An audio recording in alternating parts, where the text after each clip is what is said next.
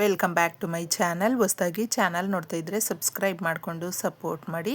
ಸಚ್ಚಿದಾನಂದ ಸಾಯಿನಾಥ್ಗೆ ನಮಸ್ಕಾರ ಮಾಡುತ್ತಾ ಸಾಯಿನಾಥರ ಅನುಗ್ರಹ ಎಲ್ಲರ ಮೇಲೂ ಇರಲಿ ಅಂತ ವಿಡಿಯೋ ಪ್ರಾರಂಭ ಮಾಡ್ತಾ ಇದ್ದೀನಿ. ಅಮಾವಾಸ್ಯೆ ಅನ್ನುವಂಥದ್ದು ಬಹಳ ಶಕ್ತಿದಾಯಕವಾಗಿರುತ್ತೆ. ಭಾನುವಾರ ಕೂಡಿ ಬಂದಿದೆ ಸ್ನೇಹಿತರೆ. ನಾವು ಯಾವುದೇ ರೀತಿಯಾದಂಥ ಪೂಜೆಗಳನ್ನು ಮಾಡ್ಕೊಳ್ಳದೇ ಇದ್ದರೂ ಕೂಡ ಈ ಪರಿಹಾರಗಳನ್ನು ಮಾಡ್ಕೊಳ್ಬಹುದು. ನೀವು ಸ್ನಾನ ಮಾಡ್ಕೊಂಡಿದ್ರು ಅಥವಾ ಕೈ ಕಾಲು ಮುಖ ತೊಳ್ಕೊಂಡು ಕೂಡ ಈ ಪರಿಹಾರವನ್ನು ಮಾಡ್ಕೊಳ್ಳಿ. ಮನೆಯಲ್ಲಿ ಇರುವಂಥ ಸಮಸ್ಯೆಗಳನ್ನು ಬಗೆಹರಿಸ್ಕೊಳ್ಬಹುದು. ಭಾನುವಾರ ಅಂದ ತಕ್ಷಣ ಸಾಕಷ್ಟು ಜನ ವಾರಕ್ಕೆ ಒಂದು ಸಾರಿ ನಮಗೆ ಬಿಡುವಿನ ವೇಳೆ ಎಲ್ಲಿ ಇರುತ್ತೆ, ಈ ದಿನ ಮತ್ತೆ ನಮ್ಮ ಕೆಲಸಗಳು ಅದು ಇದು ಅಂತ ತುಂಬ ಜಂಜಾಟದಲ್ಲಿ ಇರೋದರಿಂದ ನಾವು ಕೈ ಕಾಲು ಮುಖ ತೊಳ್ಕೊಂಡು ಕೂಡ ಈ ಪರಿಹಾರವನ್ನು ರಾತ್ರಿ ಒಳಗಡೆ ಮಾಡಿಕೊಂಡ್ರೆ ನಮ್ಮ ಮನೆಯಲ್ಲಿ ಇರುವಂಥ ನಕಾರಾತ್ಮಕ ಶಕ್ತಿಗಳನ್ನು ದೂರ ಮಾಡಬಹುದು. ನಕಾರಾತ್ಮಕ ಶಕ್ತಿಗಳು ಯಾರ ಮನೆಯಲ್ಲಿ ಜಾಸ್ತಿ ಇರುತ್ತೋ ಅವರಿಗೆ ಏಳಿಗೆ ಆಗೋದಿಲ್ಲ. ಮೊದಲಿಗೆ ನಾವು ಏನೇ ಸಮಸ್ಯೆಗಳು ಬಂದರೂ ಕೂಡ ಅವುಗಳನ್ನು ಪರಿಹಾರ ಮಾಡಿಕೊಳ್ಬೇಕು ಅಂತ ಪ್ರಯತ್ನ ಪಟ್ಟರೂ ಕೂಡ ಸಕ್ಸಸ್ ಅನ್ನೋದು ಬರೋದಿಲ್ಲ. ಸೊಸೈಟಿಯಲ್ಲೂ ಅಷ್ಟೇ ನಮ್ಮನ್ನು ಒಂದು ಗೌರವದಿಂದ ನಡೆಸ್ಕೊಳ್ಳೋದಿಲ್ಲ. ನಮ್ಮನ್ನು ನೋಡಿದ ತಕ್ಷಣ ಒಂದು ರೀತಿಯಲ್ಲೇ ಬಿಹೇವ್ ಮಾಡುವಂಥದ್ದು. ಇದನ್ನು ಕೆಲವೊಂದು ಆ ಎಕ್ಸ್ಪೀರಿಯೆನ್ಸ್ಗಳ ಮಧ್ಯದಲ್ಲೇ ಇದನ್ನು ಕಾಣಬಹುದು ಕೂಡ. ಆದರೆ ನಾವು ಅಭಿವೃದ್ಧಿ ಅನ್ನೋದು ಚೆನ್ನಾಗಾದಾಗ ದುಡ್ಡು ಕಾಸು ಯಾರ ಹತ್ರ ಜಾಸ್ತಿ ಇರುತ್ತೆ, ತುಂಬ ರಿಚ್ ಆಗಿರ್ತಾರೆ, ಅವರು ಯಾವುದೇ ಮೂಲೆಯಲ್ಲಿದ್ದರೂ ಕೂಡ ಚೆನ್ನಾಗೇ ಕಾಣ್ತಾರೆ ಜನರಿಗೆ. ಆದರೆ ಎದುರುಗಡೆನೇ ಇದ್ರೂ ಕೂಡ ಬಡವರು ಕೆಲವೊಬ್ಬರಿಗೆ ಕಣ್ಣಿಗೆ ಕಾಣಿಸಲ್ಲ. ಇದೆಲ್ಲವೂ ಕೂಡ ಸಂಬಂಧಿಕರ ಮಧ್ಯದಲ್ಲೇ ನಡೆಯುವಂಥದ್ದು ಸ್ನೇಹಿತರೆ. ಫ್ರೆಂಡ್ಸ್ ಮಧ್ಯೆ ನಡೆಯುವಂಥದ್ದು ಕೆಲವೊಂದು. ಯಾಕಂದರೆ ನಮಗೆ ಬೇರೆ ಯಾರೋ ನಮಗೆ ಗೊತ್ತಿಲ್ಲದೆ ಇರುವಂಥವರು ಮಾಡೋದಿಲ್ಲ. ಅವಮಾನಗಳು ಗೊತ್ತಿರುವಂಥವರೇ ಮಾಡ್ತಾ ಇರ್ತಾರೆ.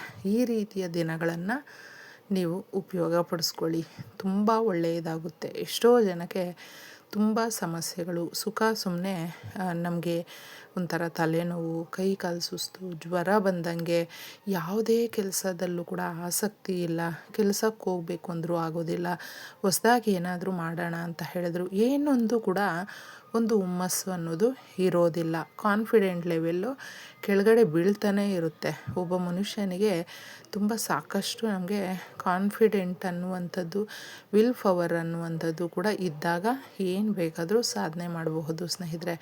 ಭಗವಂತನ ಮೇಲೆ ಆಶೀರ್ವಾದ ಬೇಕು ಭಗವಂತನದ್ದು ಅಂದಾಗ ನಾವು ತಪ್ಪದೆ ಈ ರೀತಿಯ ಪರಿಹಾರಗಳನ್ನು ಮಾಡಿಕೊಳ್ಬೇಕು. ಪರಿಹಾರ ಶಾಸ್ತ್ರಗಳಲ್ಲಿ ಯಾಕೆ ಈ ರೀತಿಯ ಪರಿಹಾರಗಳನ್ನು ತಿಳಿಸಿರ್ತಾರೆ ಅಂದರೆ, ಹಿರಿಯರು ಅವರ ಸಮಸ್ಯೆಗಳನ್ನು ಬಗೆಹರಿಸ್ಕೊಳ್ಳೋದಕ್ಕೆ ಹೊರಗಡೆ ಎಲ್ಲೋ ಹುಡುಕೊಂಡು ಹೋಗ್ತಾ ಇರಲಿಲ್ಲ. ತನ್ನ ಮನೆಯಲ್ಲೇ ಏನಿರುತ್ತೆ ನೋಡಿ ಅವುಗಳಿಂದ ಪರಿಹಾರಗಳನ್ನು ಮಾಡ್ತಾಯಿದ್ರು. ಆಗ ಎಲ್ಲ ನಕಾರಾತ್ಮಕ ಶಕ್ತಿಗಳನ್ನು ಕೂಡ ಈ ರೀತಿಯ ಅಮಾವಾಸ್ಯೆ ದಿನಗಳಲ್ಲಿ ಹೋಗಲಾಡಿಸಬಹುದು. ನಾವು ಮಾಡುವಂಥ ಕೆಲಸ ಸಕ್ಸಸ್ ಆಗುತ್ತೆ, ತುಂಬ ಆರೋಗ್ಯವಂತರಾಗಿರ್ತೀವಿ, ಮನೆಯಲ್ಲಿರುವಂಥ ಸದಸ್ಯರು ತುಂಬ ಹ್ಯಾಪಿಯಾಗಿರ್ತಾರೆ, ಹೊಂದಾಣಿಕೆ ಭಾವ ಅನ್ನೋದು ಬರುತ್ತೆ. ಇದನ್ನೆಲ್ಲವೂ ಕೂಡ ನಾವು ನಂಬಿಕೆ ಇಟ್ಟು ಕೇಳ್ಕೊಳ್ಬೇಕು. ಕೈ ಮುಗಿದು ನಾವು ಇಷ್ಟಪಡುವಂಥ ದೇವರನ್ನು, ಭಗವಂತನನ್ನು, ನಮ್ಮ ಸಮಸ್ಯೆಗಳನ್ನು ಬಗೆಹರಿಸು ತಂದೆ, ನಮಗೆ ದಾರಿ ತೋರಿಸು ಅಂತ ಕೇಳಿಕೊಂಡು ಈ ಅಮಾವಾಸ್ಯೆ ದಿನಗಳು ಅನ್ನುವಂಥದ್ದು ನಮಗೆ ಬೇಗನೆ ಆ ಒಂದು ಪರಿಹಾರ ಸಿಗಬೇಕು ಅಂತ ಹೇಳಿದ್ರೆ ಕಲ್ಲುಪ್ಪಿನ ಪರಿಹಾರ ಮಾಡಿಕೊಳ್ಬೇಕು. ಕಲ್ಲುಪ್ಪು ಅನ್ನುವಂಥದ್ದು ನಮ್ಮ ಭೂಮಂಡಲದಲ್ಲಿ ಸಮುದ್ರಗಳು ಎಲ್ಲೆಲ್ಲಿ ಇರುತ್ತೋ ಆ ಜಾಗದಲ್ಲೆಲ್ಲ ಕೂಡ ಉಪ್ಪಿನಿಂದ ಕೂಡಿರೋದು ಸ್ನೇಹಿತರೆ. ಉಪ್ಪು ಅನ್ನುವಂಥದ್ದು ನಮಗೆ ತುಂಬ ಬೇಗ ಸಮಸ್ಯೆಗಳನ್ನು ಬಗೆಹರಿಸುತ್ತೆ, ಆರೋಗ್ಯವಂತರನ್ನಾಗಿ ಇಡುತ್ತೆ. ನಾವು ಎಲ್ಲಾದರೂ ಹೋಗಿ ಬಂದರೆ ಒಂಥರ ಸುಸ್ತಾಗಿಬಿಟ್ಟಿದೆ ಅಂತ ಹೇಳಿದ್ರೆ, ನೀವು ಏನಾದರೂ ಕೈ ಕಾಲು ನೋವು ಅನ್ನುವಾಗ ಬಿಸಿನೀರು ಕಾಯಿಸ್ಕೊಂಡು ಅದರೊಳಗಡೆ ಉಪ್ಪಾಕಿ ಸ್ವಲ್ಪ ಕಾಲುಗಳನ್ನು ಒಂದು 5-10 ನಿಮಿಷ ನಾವು ಆ ನೀರಲ್ಲಿಟ್ಟಾಗ ಎಷ್ಟು ರಿಲ್ಯಾಕ್ಸ್ ಆಗುತ್ತೆ. ಸ್ನಾನ ಮಾಡುವಾಗ ನೀರಿಗೆ ಉಪ್ಪನ್ನು ಹಾಕಿ ಸ್ನಾನ ಮಾಡೋದ್ರಿಂದ ಎಷ್ಟು ಚೆನ್ನಾಗಾಗುತ್ತೆ.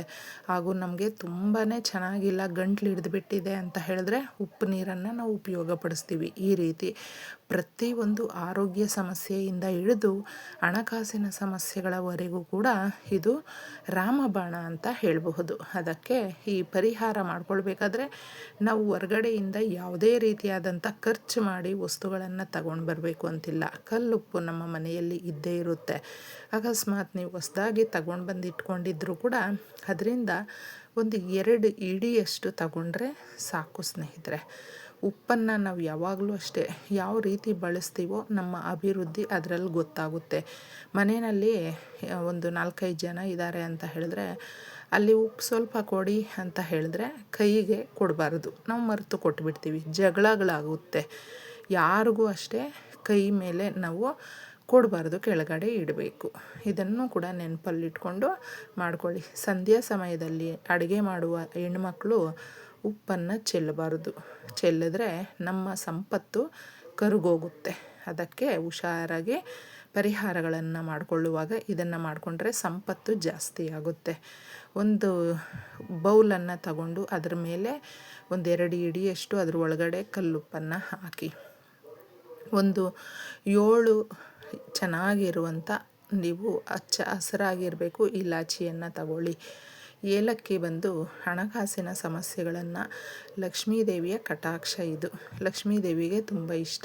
ಈ ರೀತಿ ಏಲಕ್ಕಿಗಳನ್ನು ಇಟ್ಟು 1 ರೂಪಾಯಿ ಕಾಯಿನನ್ನು ಇದರ ಸೆಂಟ್ರಲ್ಲಿ ಮಧ್ಯದಲ್ಲಿ ಇಡಬೇಕು. 1 ರೂಪಾಯಿ ಎನ್ನುವಂಥದ್ದು ನಮಗೆ 1 ಕೋಟಿ ತಂದು ಕೊಡುವಂಥ ಆ ಒಂದು ಭಾಗ್ಯ ಕೂಡ ಕೂಡಿ ಬರುತ್ತೆ, ಅದೃಷ್ಟ ಕೂಡಿ ಬರುತ್ತೆ. ಅಷ್ಟೊಂದು ಲಕ್ಕಿಯನ್ನು ತಂದು ಕೊಡುತ್ತೆ ಸ್ನೇಹಿತರೆ. ಅಷ್ಟು ಶಕ್ತಿ ಇದೆ 1 ರೂಪಾಯಿಯಿಂದ ನಮ್ಗೆ ಏನಾಗಬಹುದು ಅಂತ ಏನು ಅಂದ್ಕೊಳ್ಳೋದಕ್ಕೆ ಹೋಗಬೇಡಿ. ತುಂಬಾ ಸಮಸ್ಯೆಗಳನ್ನು ಬಗೆಹರಿಸ್ಕೊಳ್ಬಹುದು. ಅದರ ಮೇಲೆ ಮೊಗ್ಗಿರುವಂಥ 2 ಲವಂಗಗಳನ್ನು ಇಟ್ಟು ಕರ್ಪೂರದ ಬಿಲ್ಲೆಗಳನ್ನು ಅದ್ರ ಮೇಲೆ ಇಡಿ, ಇಲ್ಲಾಂದರೆ ಪುಡಿ ಮಾಡಿಬಿಟ್ಟು ಅದ್ರ ಮೇಲೆ ಇಟ್ಟು ಉರಿಸ್ಬೇಕು. ಉರಿಸಿ ತದನಂತರ ಇದನ್ನು ನೀವು ನೀಟಾಗಿ ಮನೆಯೆಲ್ಲ ಓಡಾಡಿಸ್ಬೇಕು. ಬಾತ್ರೂಮ್ ಬಿಟ್ಟು ಮನೆಯೆಲ್ಲ ಓಡಾಡಿಸಿ ತದನಂತರ ತಗೊಂಡು ಬಂದು ನಿಮ್ಮ ಮನೆಯ ದೇವ್ರ ಮನೆಯಲ್ಲಿ ಇಟ್ಬಿಡಬೇಕು. ಒಂದು ಮೂಲೆಯಲ್ಲಿ ಇಟ್ಟು ತದನಂತರ ಇದನ್ನು 48 ಗಂಟೆಗಳು ಮುಟ್ಟೋದಕ್ಕೆ ಹೋಗಬೇಡಿ. ಇದು 48 ಗಂಟೆಗಳು ಮನೆಯಲ್ಲಿದ್ದಾಗ ನಮ್ಮ ಮನೆಯಲ್ಲಿರುವಂಥ ಕೆಟ್ಟ ಶಕ್ತಿಗಳನ್ನೆಲ್ಲ ಹೇಳ್ಕೊಳ್ಳುತ್ತೆ. ತದನಂತರ ಇದ್ರ ಒಳಗಡೆ ಏನೇನಿದೆ ಅದನ್ನೆಲ್ಲವೂ ಕೂಡ ನೀವೊಂದು ನೀಟಾಗಿ ಒಂದು ಕವರಲ್ಲಿ ಹಾಕ್ಕೊಂಡ್ಬಿಡಿ. 48 ಗಂಟೆಗಳು ಮುಗಿದ ಮೇಲೆ ಒಂದು ಕವರಲ್ಲಿ ಹಾಕ್ಕೊಂಡು ಯಾವುದಾದ್ರೂ ಮರಗಳ ಹತ್ರ ಹಾಕ್ಬಿಡಿ. ದೊಡ್ಡ ಮರಗಳು ಇರುತ್ತಲ್ವ ಆ ಕಡೆ ತಗೊಂಡೋಗಿ ಹಾಕ್ಬಿಟ್ಟು ಬನ್ನಿ. ನೋಡಿ, ಇನ್ನು ಬರುವ ಅಮಾವಾಸ್ಯೆ ಒಳಗಡೆ ಇಷ್ಟೊಂದು ಬದಲಾವಣೆ ಆಗಿರುತ್ತೆ ನಿಮ್ಮ ಮನೆಯಲ್ಲಿ. ನಿಮಗೂ ಎಲ್ಲವೂ ಕೂಡ ನೀವು ಇದನ್ನು ಕಾಣಬಹುದು ಅಂತ ಹೇಳ್ತೀನಿ.